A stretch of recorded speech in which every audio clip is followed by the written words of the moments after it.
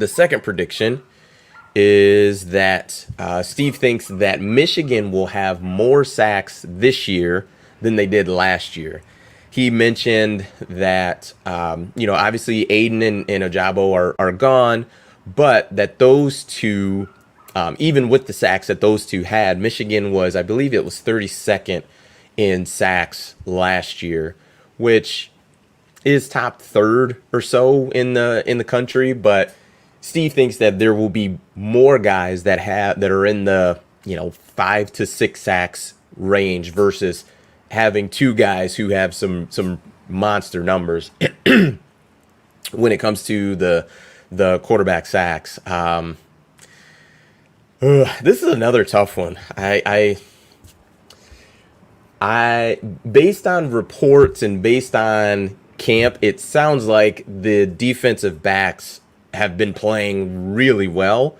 And if that is the case, I think what that does is when you're a little better on the back end, what it does is that it makes the quarterback hold the ball more. Guys take a little longer to get open, so you end up having more time for your D line to get home. And there's been some good reports on. We talked about Mozzie Smith last week as the number one freak on I believe is Bruce Feldman's list.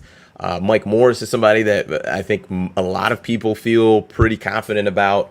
And I think I can get on board with this, that Michigan will end up with more sacks. So I think the defense as a whole, I think will be better on the back end, because I just think when you look at just Aiden and Ojabo, and I talk about those guys all the time just because they were incredible last year.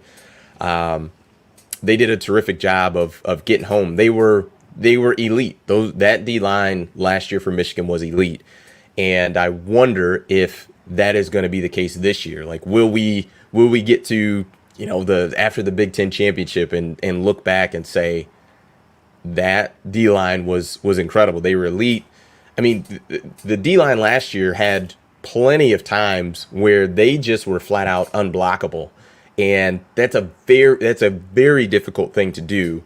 And you wonder, is that going to be replicated this year? And I think there's a part of it that could be, but I think it just will look different. And that's kind of what Steve was alluding to, that you'll have, multiple guys that have a handful of sacks, 5 or 6. So I can get on board with Michigan having more sacks than they did last year. It'll be tough, but I think they can get there. Let's see what you guys say. Yeah, Antoine mentioned the defense will be even better, especially in the secondary, getting faster and stronger. Hair Trigger says they created a lot of pressure. Losing that will have to have an impact. Yeah, I think it has to have an impact if you don't have guys ready to go to fill in for the guys that you lost. And it seems as if they do. And it may not be right. You lose 2 with Aiden and Ojabo, and it's just 2 that come back in. It may not be like a 1-for-1 in that regard, but maybe it's 3 or 4 guys collectively are able to take up the production that Aiden and Ojabo did last year. So we'll see. Theodore Frazier, thanks for the comment, says I think they'll have more sacks on scheme alone, more linebacker, corner, and safety blitzes this year. I can definitely see that. Absolutely. Scheduler Malachi says our schedule opens up for us to be a better defense statistically. I think so. I mean, I think Michigan, we kind of went through Michigan's schedule a few weeks back, or maybe it was a month or so ago, but Michigan does not have any like back-to-back weeks where you have difficult, like tough games, like the Penn State, Michigan State, Ohio State. Those games all have, and I want to be respectful of other people's teams, but I mean, you just have a team that you can probably pencil in a Michigan win in between those games.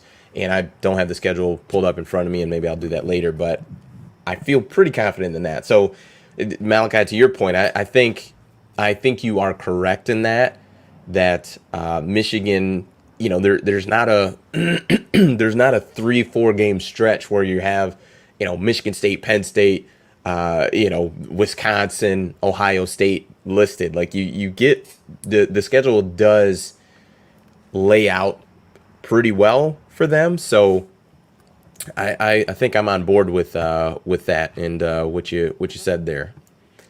Let's see.